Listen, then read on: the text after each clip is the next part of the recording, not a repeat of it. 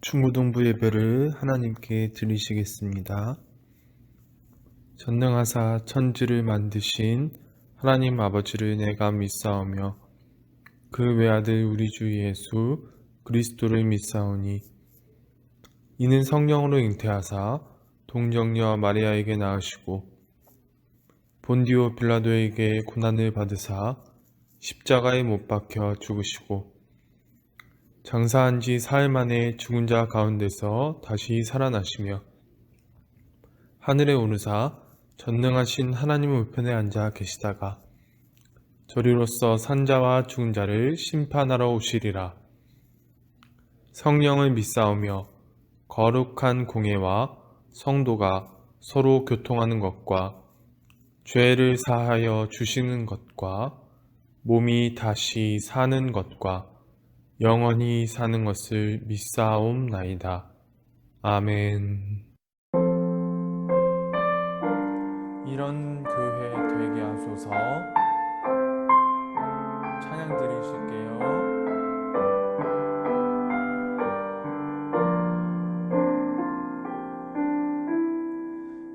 진정한 예배가 숨쉬는 교회 주님이 주인 되시는 교회 믿음의 기도가 쌓이는 교회 최고의 찬양을 드리는 교회 말씀이 살아 움직이는 교회 성도의 사랑이 넘치는 교회 섬김과 헌신이 기쁨이 되어 열매 맺는 아름다운 교회 주님의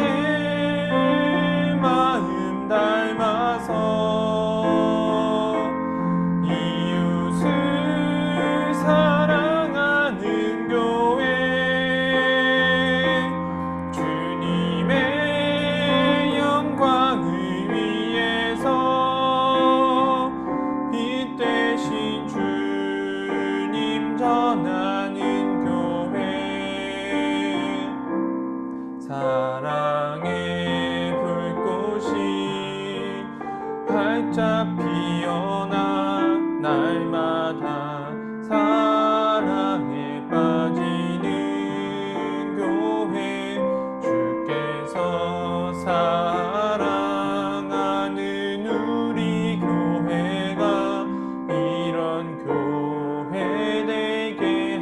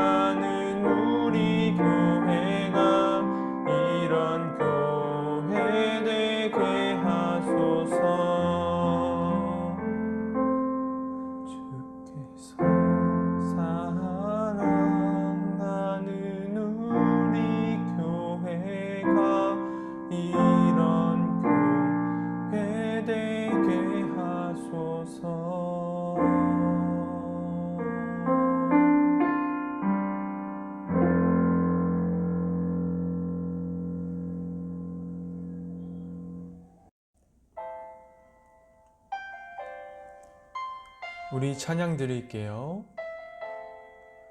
주 나의 모습 보네.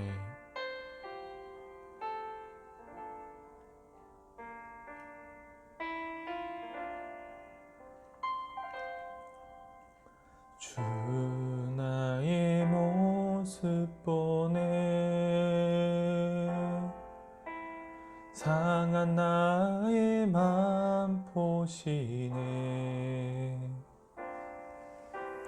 주 나의 눈물 안에 홀로 울던 맘 아시네. 주 사랑 내게 있네. 그 사랑이 날 채우네. 주내 내게 있네. 그 은혜로 날 세우네. 세상 소망 다 사라져가도 주의 사랑은 끝이 없으니 살아가는 이 모든 순간이 주 은혜 힘을 나는 믿네.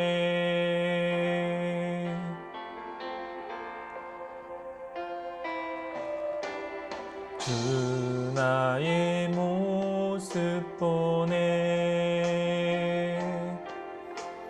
상한 나의 맘 보시네.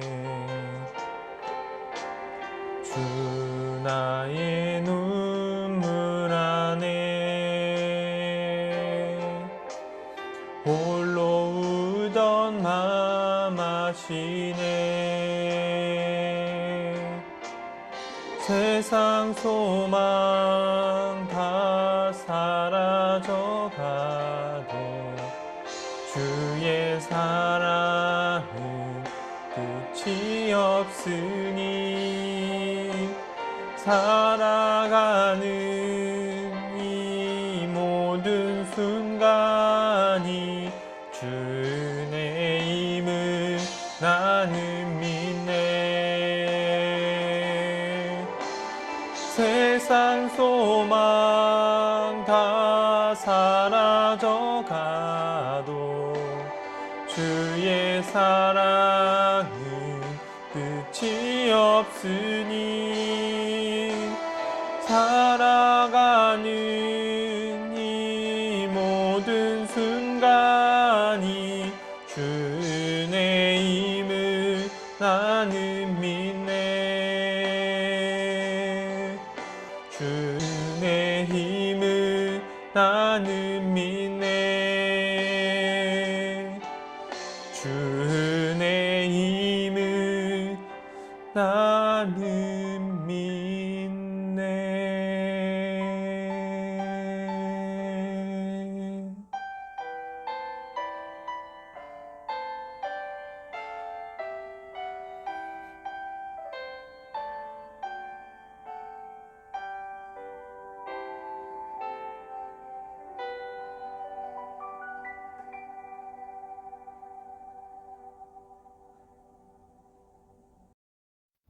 기도드리시겠습니다.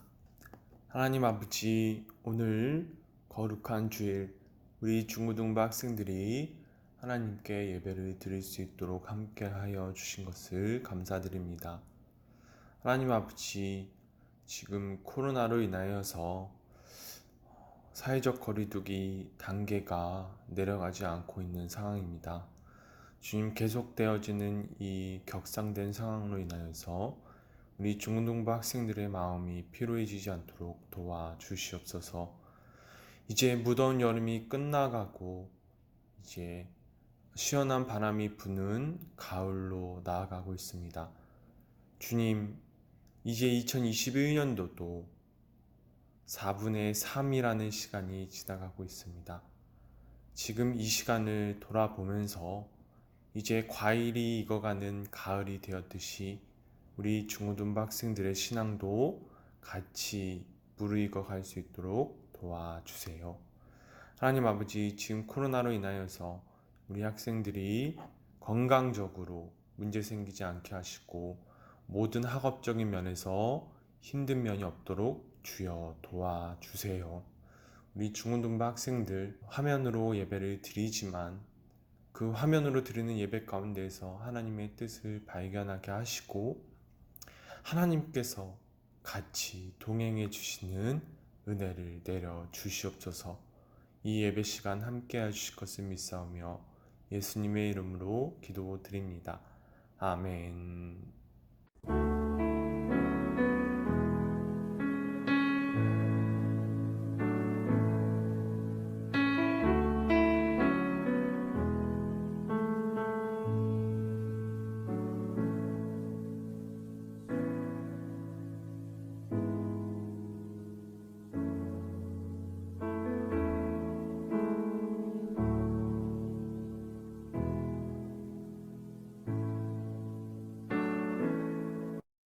오늘 하나님께서 주신 말씀은 사무엘상 15장 1절에서 3절 그리고 7절에서 12절 말씀입니다. 다시 한번 말씀드리겠습니다. 사무엘상 15장 1절에서 3절 그리고 7절에서 12절까지의 말씀입니다. 원래는 15장 말씀을 다 읽으면 좋겠지만 시간상 다 읽지 못해서 중요하다고 생각되는 부분을 읽어보도록 하겠습니다. 찾으신 줄 알고 봉독해 드리겠습니다. 사무엘이 사울에게 이르되 여호와께서 나를 보내어 왕에게 기름을 부어 그의 백성 이스라엘 위에 왕으로 삼으셨은즉 이제 왕은 여호와의 말씀을 들으소서. 만군의 여호와께서 이같이 말씀하시기를 아말렉이 이스라엘에게 행한 일 곧 애굽에서 나올 때에 길에서 대적한 일로 내가 그들을 벌하노니 지금 가서 아말렉을 쳐서 그들의 모든 소유를 남기지 말고 진멸하되 남녀와 소아와 젖 먹는 아이와 우양과 낙타와 나귀를 죽이라 하셨나이다 하니 아멘. 7절부터 12절 말씀을 읽도록 하겠습니다. 사울이 하윌라에서부터 애굽 앞 술에 이르기까지 아말렉 사람을 치고 아말렉 사람의 왕 아각을 사로잡고 칼날로 그의 모든 백성을 진멸하였으되 사울과 백성이 아각과 그의 양과 소의 가장 좋은 것 또는 기름진 것과 어린 양과 모든 좋은 것을 남기고 진멸하기를 즐겨 아니하고 가치 없고 하찮은 것은 진멸하니라. 여호와의 말씀이 사무엘에게 임하니라. 이르시되 내가 사울을 왕으로 세운 것을 후회하노니 그가 돌이켜서 나를 따르지 아니하며 내 명령을 행하지 아니하였음이니라 하신지라.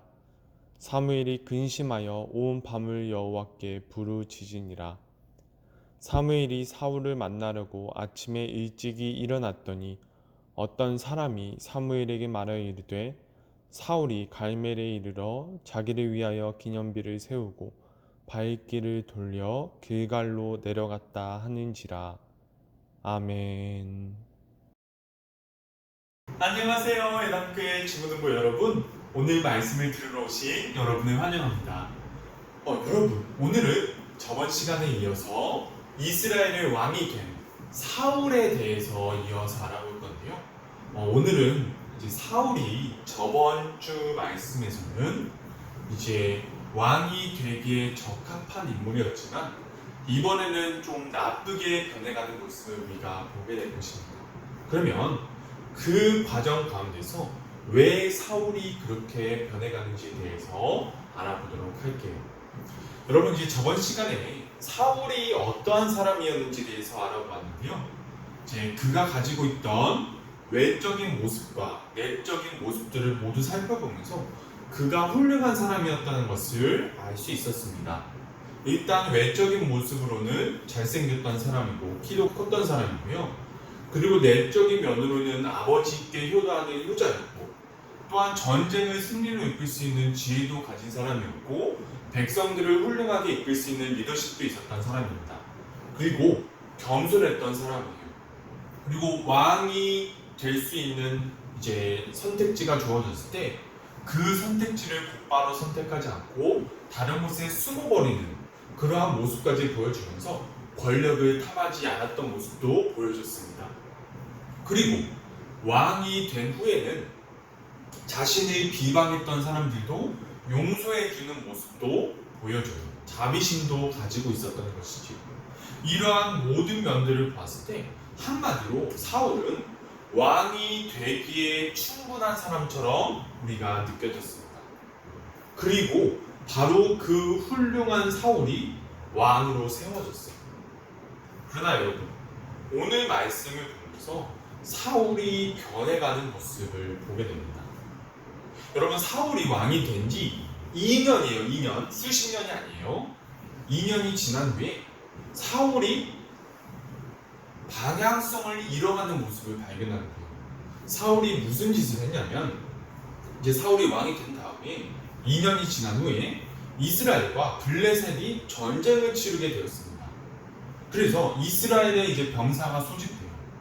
그런데 블레셋 군대의 숫자와 비교하면 너무 초라한 숫자가 모여서 백성들이 불안에 떨고 있었어요.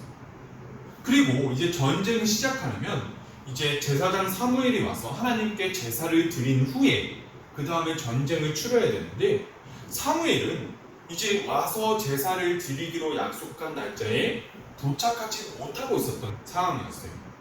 그러다 보니까 사울이 지금 모양새를 보니까 사무엘은 오지 않고 자신한테 모여있던 병사들은 불안에 계속 떨면서 도망치기 시작하는 모습을 보게 돼요. 이러다 보니까 사울은 안 되겠다. 지금 상황이 급하니까 내가 우선 제사를 드려야겠다. 그렇게 본인이 생각을 해서 제사장이 드려야만 했던 제사를 본인이 직접 드려버렸습니다. 여러분, 이 상황 자체를 보면 상황이 급하다고 해서 상황이 급하니까 사울 왕이 그렇게 했다고 볼 수도 있을 거예요. 그러나 여러분, 분명히 우리가 알아야 될 것은 하나님께서는 왕에게는 제사장의 직분을 행할 권리를 허락하지 않으셨습니다. 급한 상황이 그렇게 할 수도 있지 않느냐, 이러한 생각은 사울 왕의 생각이었던 거예요. 왜냐하면 사울 왕은 지금 자신의 입지가 위태로워지는 거예요. 지금 백성들이 흩어지고 있고 지금 자신이 이제 이 백성들을 이끌어서 전쟁에서 승리를 해야 되는데 지금 자신들한테 모여있던 백성들이 흩어지게 되니까 지금 이도 저도 아닌 모습처럼 되어버린 것입니다. 그래서 분명히 기다리라는 하나님의 명령이 내려왔는데 그러한 하나님의 명령이 내려왔는데 순종하지 않는 거예요. 지금 사울 왕의 생각 속에는 이 제사를 무엇이라고 생각하고 있냐면 정말로 이스라엘이 전쟁에서 승리하기 위해서 하나님께 모든 것을 맡긴다는 의미에서 제사를 올려드리는 건데 지금 사울 왕은 전쟁을 시작하기 전에 단순한 하나의 의식으로 생각하고 있었던 것입니다. 하나님께 제사 드리는 것을 무시하고 있었던 거예요. 여러분, 이러한 모습이 보여지면 사울에게 어떠한 모습을 발견할 수 있냐면 바로 하나님께 드리는 제사를 무시하고 있었다. 더 나아가서 하나님을 무시하고 있었다. 이러한 것을 우리가 알 수 있습니다. 이때부터 사울 왕은 하나님으로부터 점점 멀어지기 시작해요. 그리고 이제 사울 왕이 본격적으로 하나님 앞에 죄를 짓는 장면이 나옵니다. 하나님께서 이제 사울 왕이 제사를 우습게 보았지만 그래도 그때까지 버리지는 않으셨어요. 그래서 그 다음에 사울 왕에게 한 가지 명령이 내리십니다. 그것이 무엇이냐면 이스라엘을 두고 괴롭혔던 아말렉이라는 족속과 전쟁을 하라고 말씀하세요. 그리고 가장 중요한 명령 하나 내리시는데 그것이 무엇이냐면 아말렉과 전쟁을 한 후에 아말렉에 속한 모든 것을 다 없애라고 하셨습니다. 사람으로부터 짐승까지 모두 죽이라고 명령하셨어요.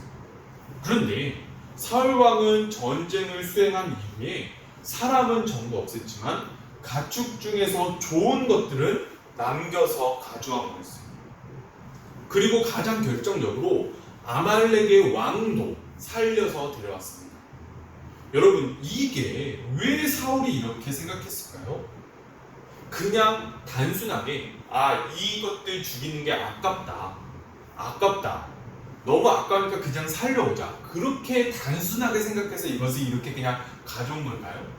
여러분, 그렇지 않아요. 여러분, 고대 시대의 전쟁은 왕 마음대로 할 수 있는 게 아니에요. 그래서 많은 이제 지출이 소요가 되었고, 병사들도 나아야 되고, 어떤 보급품도 있어야 되고, 그리고 심지어 이스라엘 지파들은 12지파라는 이제 복합적인 어떤 한 공동체가 이제 한 나라로 이루어진 것이기 때문에 항상 말이 많았어요. 말이 많아요. 그래서 인간적인 생각으로 인간의 왕이 만약 이러한 상황에 처해 있었다면 대가를 줘야 돼요. 12지파나 되는 이 수많은 집단들에 그 사람들이 만족할 수 있을 만큼의 전리품을 줘야 됩니다.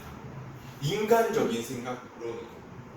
지금 사울은 그러한 전리품을 각자에게 돌려줌으로 인하여서 자신의 입지를 높이려는 의도를 했습니다.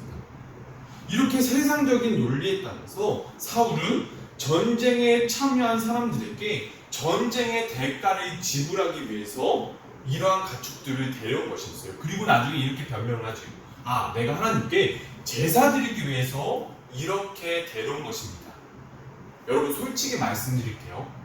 한 나라에서 좋은 가축들을 데려왔는데 그게 하나님께 제사 드리는 용도라는 게 말이 되나요?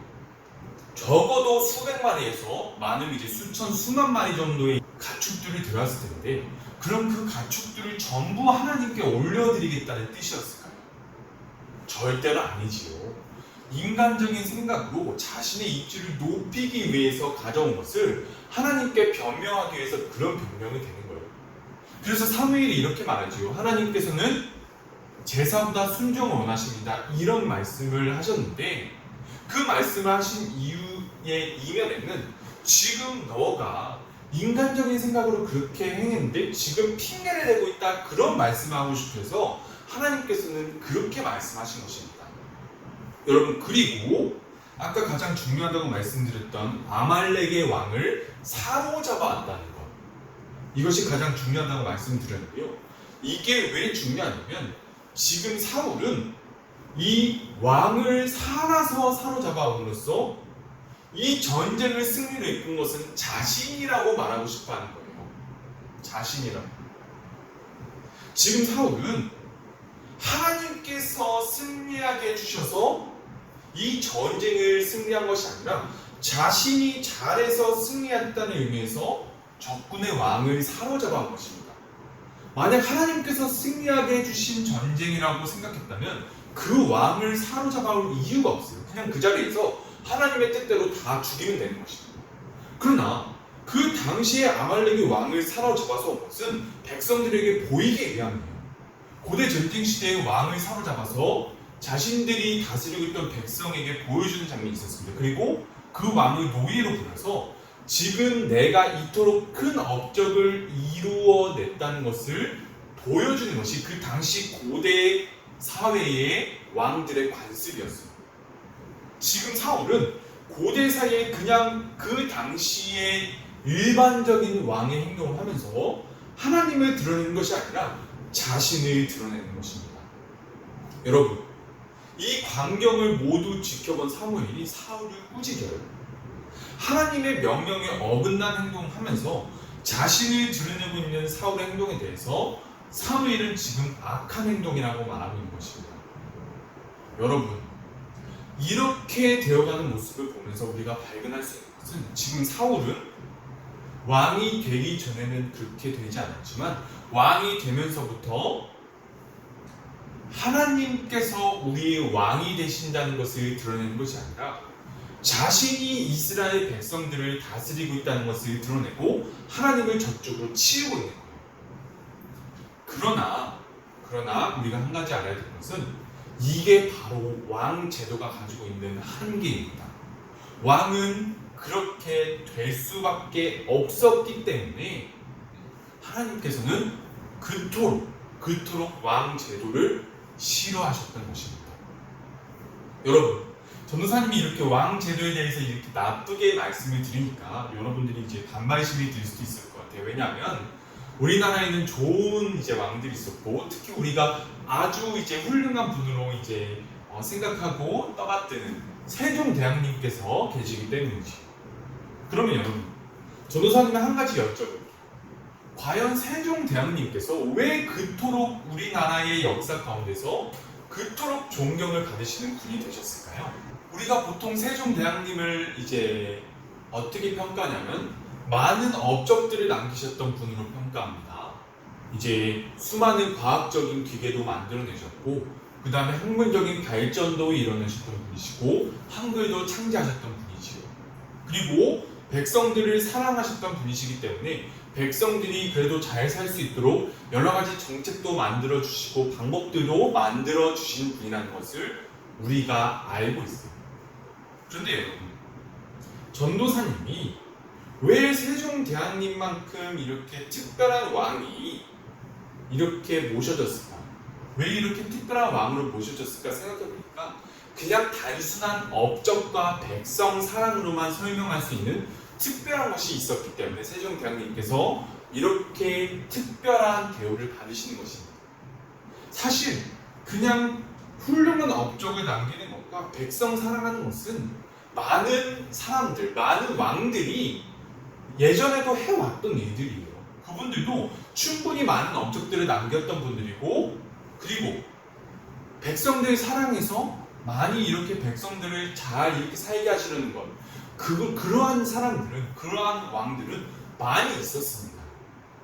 그러나 세종대왕님만큼은 그분들보다 적어도 한 단계, 두 단계 위의 평가를 받으세요.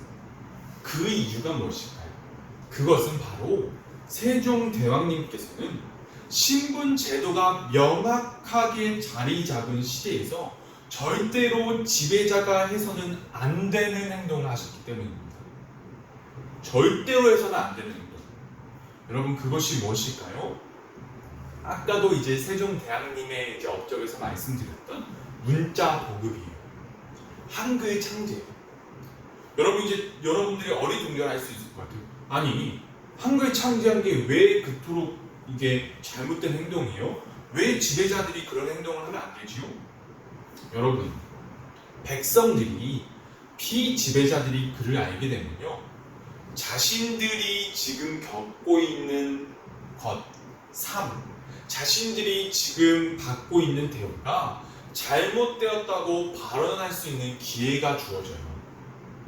여러분, 세상에 많은 지배자들이 있는데 이 지배자들이 공통적으로 가졌던 이제 정책이 무엇이냐면 바로 우민화 정책입니다. 백성들이 똑똑해지기를 원하지 않아요. 백성들이 그냥 멍청하게 있는 걸 원해요. 그들이 자신들이 받고 있는 대우가 잘못되었다는 것을 깨닫지 못하게 하는 것. 그것이 바로 지배자들이 피지배자들에게 행하는 첫 번째 정책입니다. 그래야지 자기가 계속 이 피지배자들을 지배할 수 있고 더 큰 이익을 얻을 수 있고 이 사람들을 마음껏 짓밟을 수 있을 거예요. 여러분, 세종대왕님께서는 지배자의 정점에 계신 분이시지만 백성들이 똑똑해질 수 있게 만들어 주셨고, 더욱이 그 피지배민들이 지배계층을 공격할 수 있는 무기를 손에 직접 쥐어주신 거예요. 그래서 그토록 한글 창제에 대해서 그 당시 지배층들이 반대했었던 거예요. 그때 지배층들이 어떤 이유에 대해서 한글 창제를 반대했냐면 한자가 있는데 왜 한글을 만들어내냐, 이런 내용이었죠. 왜 한자가 있는데 그러냐? 여러분, 그 당시 한자는 지배층들의 고유의 물건이었어요. 일반 백성들은 한자를 배우고 싶어도 배울 수가 없었어요. 지배층들이 꽁꽁 둘러싸서 도저히 어떤 그 배울 수 없는 환경 가운데서 도저히 피지배자들이 지배자들에게 말을 꺼낼 수도 없는 그런 환경 속이었습니다. 세종대왕이 한글을 창제하시면서 가장 중점적으로 여기시는 게 무엇이냐면 바로 누구나 쉽게 알 수 있는 글자라는 거예요. 누구나 정말로 배우고자 한다면 배울 수 있는 글자를 만들어내고 싶으셨던 거예요.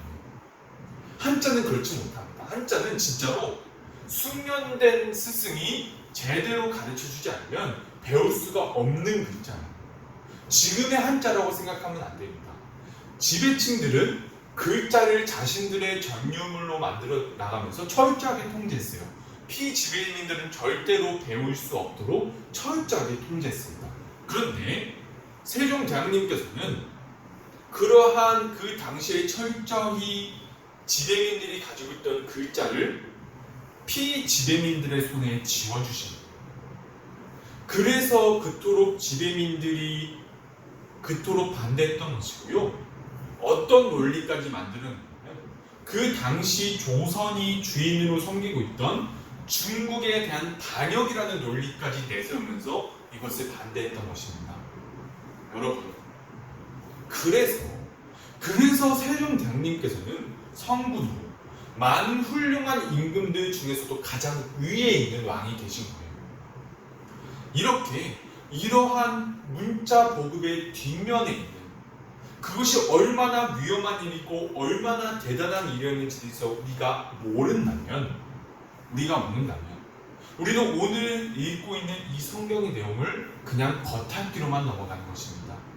이러한 사례를 통해서 우리가 왜 이러한 일이 우리의 현실 가운데 이루어졌는지 우리가 깨달을 수 있어야 돼요. 여러분, 이제 현실에서 한 왕을 예로 들었으니까 이제 성경 내에서 한 예를 들어드릴게요. 여러분, 이제 뒤에서도 하게 되겠지만 다윗 왕이요. 여러분, 하나님께서는 분명히 왕 제도를 반대하셨지만 성경에서는 다윗 왕을 사랑했다고 말씀하십니다. 다윗만한 인물이 없다고 말씀을 많이 하세요.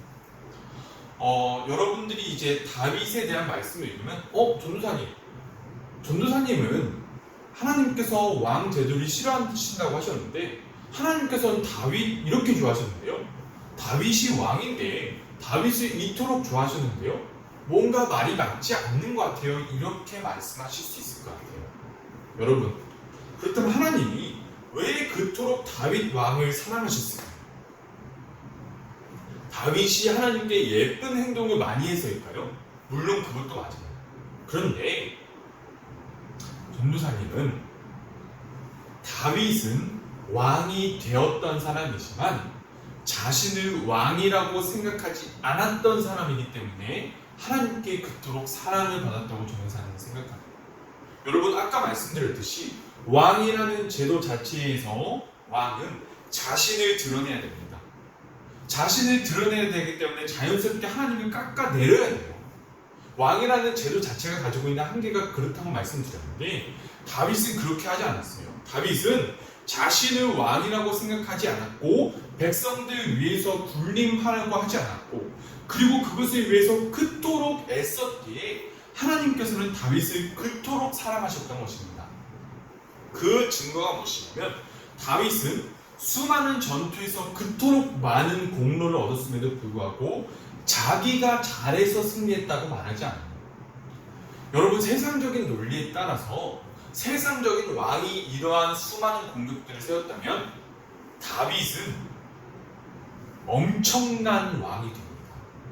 엄청난 왕이. 다윗이 자신이 승리한 이 모든 전투들을 자신의 공로로 돌렸다면 다윗은 엄청나게 높은 명분과 지배력을 가질 수 있었을 거예요. 그러나 다윗은 그렇게 하지 않았고요. 그 수많은 공로들을 하나님께로 돌렸어요. 내가 승리한 전투는 나의 공로가 아니라 온전히 하나님의 것이다. 그러므로 하나님을 찬양하라. 그래서 성경 가운데 있는 시편들이 그토록 다윗의 시들이 많은 거예요. 하나님을 찬양하라. 내가 왕이지만 나는 나를 왕이라고 생각하지 않는다. 내가 왕이지만 나의 주인은 하나님이시고 우리를 다스리는 분은 하나님이다. 그것을 그토록 애써서 드러냈기 때문에 하나님께서는 그렇게 행하셨던 것입니다. 다윗을 그토록 사랑하셨던 거예요. 사랑하는 이유. 그렇다면 오늘 이 말씀을 통해서 하나님께서 여러분과 전도사님에게 하시고자 하시는 말씀은 무엇일까요? 여러분, 우리가 사울이 저번 주에 선택을 했죠. 선택을 하면서 결국 그 자리에 올라가죠. 왕이라는 자리에 올라가요. 왕이라는 자리에 올라가는데 그도 처음에는 노력을 했겠지요. 하나님의 뜻대로 살아가려고 노력을 하는데 그 자리가 사울을 바뀌게 만들어요. 사울이 나중에 어떻게 변하게 되냐면 자신의 자리를 지키기 위하여서 하나님께 다음 왕으로 지명된 다윗을 죽여버리라고 그토록 애썼습니다. 그리고 그는 자신의 권력을 지키기 위해서 하나님의 제사장들도 죽여버려요. 그토록 올바랐던 사람이, 그토록 겸손했던 사람이, 그토록 권력욕이 없던 사람이 그 자리에 올라가니까 그렇게 변해버린 것입니다. 여러분, 그리고 전도사님이 이제 좋은 예로 말씀드렸던 다윗도 그토록 애썼지만 결국 왕이라는 자리에 올라감으로 인해서 다윗도 변해버려요. 다윗도 변해서 결국 압제자의 길로 나아가게 됩니다. 압제자의 길로 나아가게 되는 가장 중요한 사건이 벌어지죠. 바로 다윗과 밧세바 사건입니다. 여러분, 그 자리가 사람을 그렇게 만들어요. 그 자리가 그렇게 사람을 만듭니다. 여러분, 우리는 우리 앞에 그러한 선택지가 주어졌을 때 그 길로 나아가지 않았으면 좋겠습니다. 그 길로 나아가면 우리도 그렇게 변하게 될 거예요. 우리도 결국 그러한 자리를 지키기 위해서 우리를 내세우게 되고 하나님을 깎아버리게 될 것입니다. 그래서 정말로 하나님이 누리라고 말씀하셨던 그 행복을 절대로 누릴 수 없는 그러한 불행한 삶을 살게 되는 거예요. 사랑하는 예담교회 중고등부 여러분, 전도사님이 이토록 간절하게 소망하는 것은 우리가 그러한 삶을 살지 않을 것입니다. 사울이 왕이 되지 않았다면 전도사님은 적어도 이렇게 비참하게 삶을 살다가 죽었을 것이라고 생각하지 않아요. 사울은 특별한 달란트가 있었던 사람이고 그 달란트에 맞게 좋은 일에 쓰임 받을 수 있었을 것입니다. 그러나 자신이 선택지 앞에 딱 주어졌을 때 압제자의 자리에 들어가면서 결국 비참하게 삶을 마감하는 그러한 지배자가 되어버리고 만 겁니다. 나중에 사울은 전쟁 가운데 자살을 해서 죽습니다. 결국 자살을 해서 죽게 됩니다. 그렇게 죽음을 맞게 돼요. 여러분, 이러한 불행한 삶의 자리를 우리의 손으로 선택하지 않았으면 좋겠습니다. 온전히 하나님께서 원하시는 삶의 자리로 우리가 나아갈 수 있기를 간절히 소망합니다. 전도사님이 기도드릴게요. 하나님 아버지 감사드립니다. 오늘 사울이 변해가는 모습을 발견하게 되면서 결국 그토록 하나님 앞에서 그리고 사람 앞에서 괜찮았던 사람이 압제자의 자리로 올라감으로 인해서 점점 변해가는 모습을 보게 됩니다. 하나님을 내세웠던 사람이 자신을 내세우게 되는 자리가 바로 그러한 압제자의 자리입니다. 그 자리가 사람을 그렇게 만들게 되는 것입니다. 하나님 아버지, 우리만큼은 그러한 압제자의 길로 가지 않게, 그런 압제자의 길을 선택하지 않도록 주여 도와주시옵소서.